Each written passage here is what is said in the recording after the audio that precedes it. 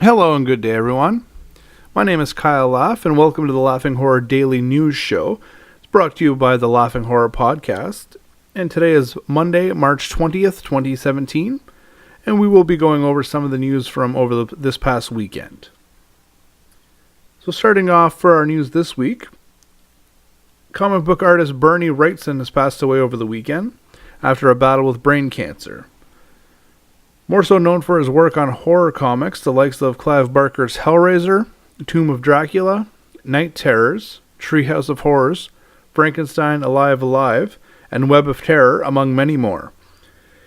He had even done work with both DC and Marvel, working on notable titles such as Batman, Aquaman, Green Lantern, Captain Marvel, Doctor Strange, The Hulk, as well as The Punisher. But his most notable work comes as co-creator of Swamp Thing in 1971, which would be made into a film in 1982 that would be written and directed by Wes Craven. Wrightson passed away at the age of 68. So Deadline announced some news about the upcoming season of the Scream TV series. They claimed that they would be rebooting the series in order to create a new plot, which will come with a completely new cast as well. They'll be starting with a 6-episode season to see how it plays out, and they will go from there. This has brought mixed reactions as fans of the show don't want to see this happen, while others are taking it as a welcome change that may be able to get them interested in the show's new concept. I personally was not a fan of the last iteration, but if they can come up with something good and new, maybe I can sink my teeth into it. So during a Q&A session with Shudder, Clive Barker commented on the new Hellraiser reboot. When asked about the Hellraiser remake he was looking to have made, Barker stated the following. The script was written and delivered to Dimension years ago. That was the last anyone heard until the news of a sequel surfaced.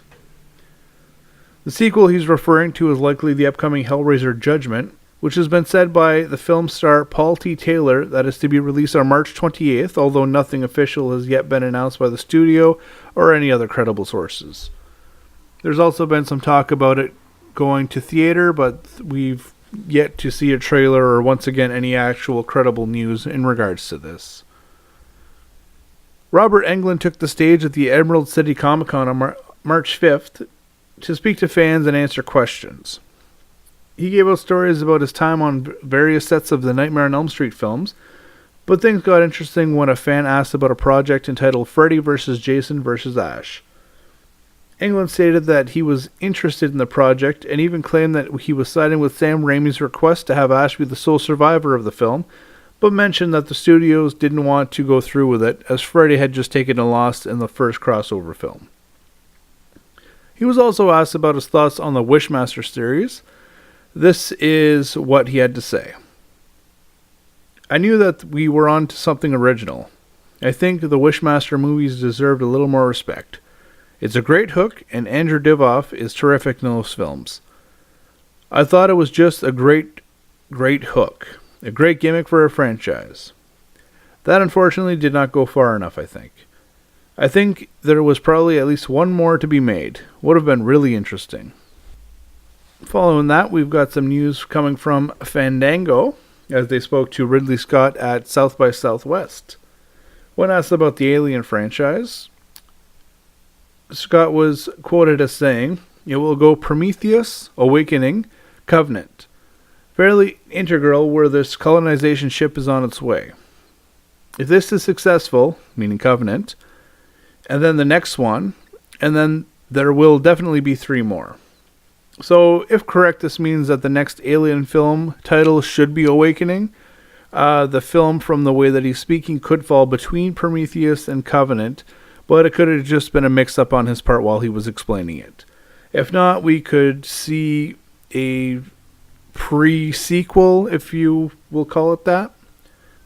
But with that being said and done, that's all the news that we have for you today. Be sure to subscribe and don't forget to check out the Laughing Horror Podcast. All links will be provided below, and be sure to check out the podcast on iTunes and Stitcher. Just use the search term LHP to find it. Also, don't hesitate to leave your comments, concerns, or anything of that nature in the comments below. So thank you guys for tuning in to the Laughing Horror Daily News, and we'll talk to you tomorrow.